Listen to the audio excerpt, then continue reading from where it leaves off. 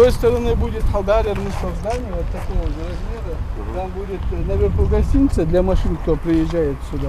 На первом этаже фирменный магазин и кафе такое.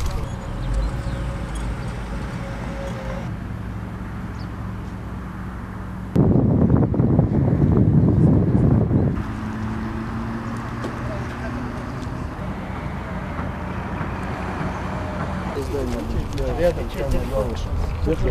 и параллельно. Да. И вот она мечеть стоит, вот такая. 77, а база это 100-110. На 40 рублей дешевле бы, Андес. Когда он собирается?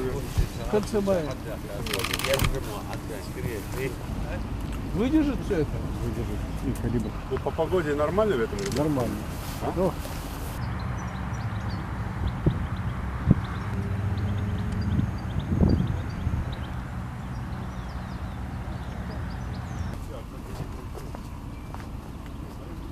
сразу раскупишь.